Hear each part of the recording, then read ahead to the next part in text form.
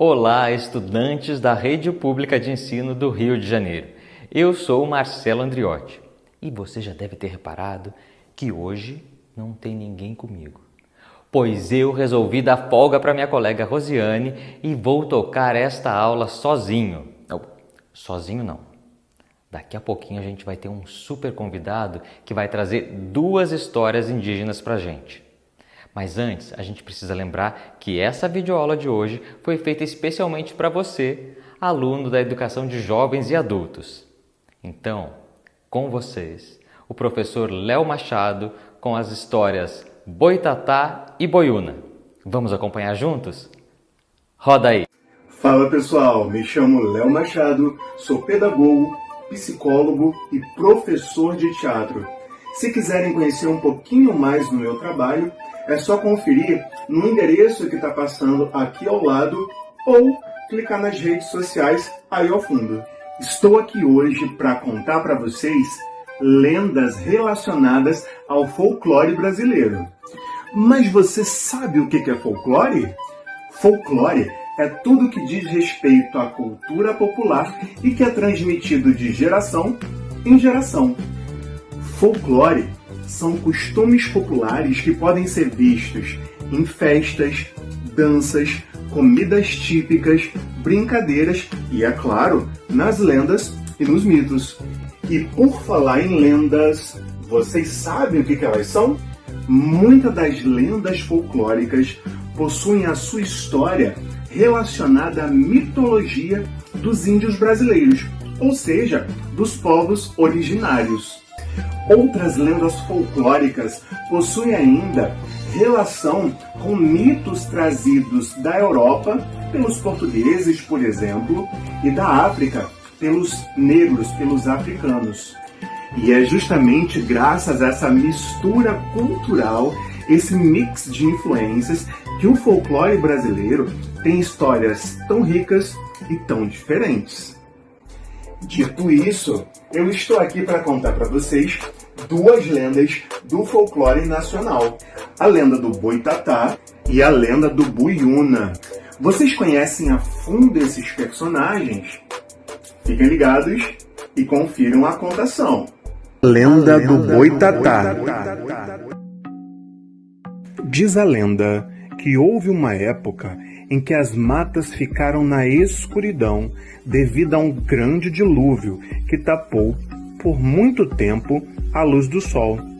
Nesse período de trevas, fortes tempestades mataram os animais, mas uma cobra, em especial, resistiu. Feliz pela abundância de comida fácil, essa cobra começou a se alimentar dos olhos dos animais mortos que ainda brilhavam no escuro, com resquício de sopro de vida. E quanto mais comia, mais brilho e olhos acumulavam-se no exterior do seu corpo. Como punição por sua ganância e gula, virou um ser amaldiçoado pela imortalidade, com a função de proteger os animais e o meio ambiente, mas perdeu sua visão e paladar, conseguindo comer apenas olhos dos que destruíssem a natureza. Seu fogo, por ser mágico, não queima o mato ou a grama, tampouco esquenta a água dos rios. Essa chama só machuca os inimigos. Assim, Boitatá é uma cobra gigantesca, com diversos olhos pelo corpo e chama que saem dos seus poros. Contudo, como não enxerga, percebe suas presas através de movimentos bruscos. Portanto, aquele que Boitatá encontrar enfrentará um perigo. Poderá ficar cego, enlouquecer ou morrer. Por isso, o melhor é parar, fechar os olhos e não respirar.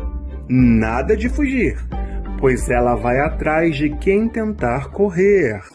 A lenda do Boitatá é um mito de origem ameríndia, ou seja, era contada pelos povos originários. O primeiro registro dessa lenda data de 1560, realizada pelo então padre jesuíta José de Anchieta durante o processo de evangelização e catequização dos índios. O nome Boitatá vem da palavra baê, que no tupi-guarani significa coisa, e tatá, que significa fogo. E você, já imaginou uma coisa de fogo, uma cobra de fogo passando por aí? Eu, hein? Já o personagem da próxima lenda é conhecido por 3 nomes: Boiúna, Cobra Grande ou Cobra Norato. É uma outra lenda oriunda da região norte do Brasil que também tem relação com esse animal, com a serpente, com uma cobra. Contudo, é uma história bem diferente da do Boitatá. Se liga aí nessa contação. A lenda da Cobra Norato, Cobra Grande. Conta a lenda que há muito tempo existiu em uma das tribos do Amazonas uma mulher muito perversa, que inclusive devorava crianças. Para colocar fim a tantas dores causadas por ela, a tribo decidiu atirá-la no rio, pensando que ela morreria afogada, e assim nunca mais viesse a perseguir ninguém. Porém, Ayangá, um espírito maligno, decidiu não deixá-la morrer. Não apenas a resgatou do rio, como casou-se com ela, dando-lhe não um, mas 2 filhos gêmeos, Cobra Norato e Maria Caninana. Os 2, frutos híbridos de humano com espírito, tinham a habilidade de metamorfosear-se em cobra e em seres humanos, transitando assim tanto no mundo das águas quanto no mundo dos homens. Cobra Norato era muito forte e bom. Procurava ser justo e não fazer o mal. Já Maria Caninana, por sua vez, era má e violenta, gostando de afundar embarcações e matar tudo quanto pudesse. A maldade de Caninana era tanta que um dia devorou sua própria mãe, e Norato, descontrolado pela situação, acabou devorando sua irmã. Um ódio mortal se apossou de Norato, fazendo seu tamanho, que já era grande, aumentar ainda mais, e chamas brotarem dos seus olhos. E assim, o que outrora era luz, começou a caminhar nas trevas. O rio tornou-se pequeno para abrigá-lo, e os peixes iam desaparecendo, engolidos por ele. Espreitava os homens para devorá-los, e criava igarapés e sulcos com o arrastado seu enorme corpo e peso. As tribos, aterrorizadas, deram-lhe o nome de Cobra Grande. E olha só que curioso! A história, a lenda, o mito da Cobra Grande, da Cobra Norato, pode ter tido a sua origem num animal real, ou seja, na grande cobra sucuri. E é interessante pensar em como o que é verdadeiro, às vezes, dá origem para a criação de uma história mitológica. Curiosas também são algumas curiosidades que eu trouxe para vocês. Vamos conferir? Fiquem ligados. Curiosidades que têm relação com a lenda da Cobra Norato. Curiosidade número 1. Cobra Norato é filho do Boto? Uma vez que as lendas têm elementos sendo adicionados em sua narrativa oralizada, uma história pode influenciar a outra. Assim, existe uma versão que apresenta Boiúna, a cobra grande, sendo o filho do Boto. Outra lenda do folclore nacional. Curiosidade número 2. Titanoboia, a maior cobra que já existiu. Titanoboia foi um tipo de cobra gigantesca que vivia na floresta tropical colombiana há aproximadamente 60 milhões de anos. Ela era realmente enorme, medindo quase 15 metros de comprimento e pesando mais de 1.000 quilos. Curiosidade número 3. Maior cobra do mundo viva.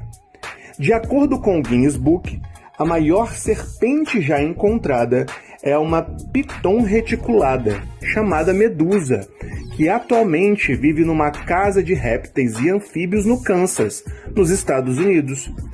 Ela tem quase 8 metros de comprimento e pesa 160 quilos. Curiosidade número 4. Antiga deusa serpente.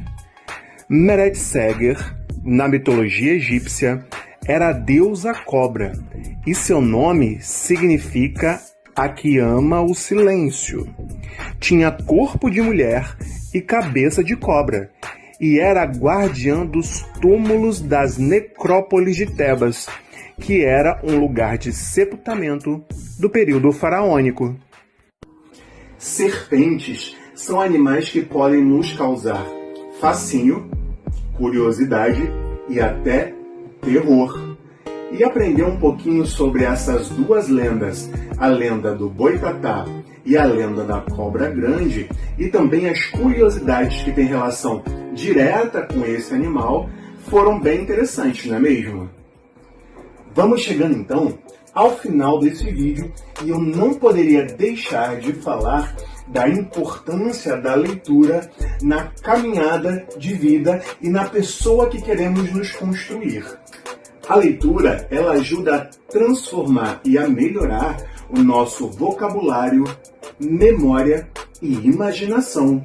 Ela também estimula as minhas habilidades de escrita e de comunicação. Portanto, leia. Pode ser sobre qualquer assunto, mas não deixe de ler. Lembrem-se, leitores não nascem prontos, mas eles podem ser construídos a partir de uma escolha que pode se transformar em um hábito, ou seja, começar a ler. Vou ficando então por aqui. Querendo conhecer um pouquinho mais do meu trabalho, não deixe de conferir na minha rede social. Gratidão e um grande abraço.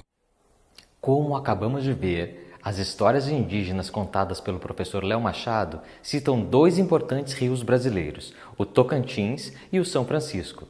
E você sabia que os povos ribeirinhos, ou apenas ribeirinho, é o habitante tradicional das margens dos rios que vivem com as condições oferecidas pela natureza e adaptam-se aos períodos das chuvas? Pois a tarefa de hoje é pesquisar sobre os povos ribeirinhos brasileiros. Por hoje é isso. Espero que tenham gostado e a gente se vê na nossa próxima aula. Tchau, tchau!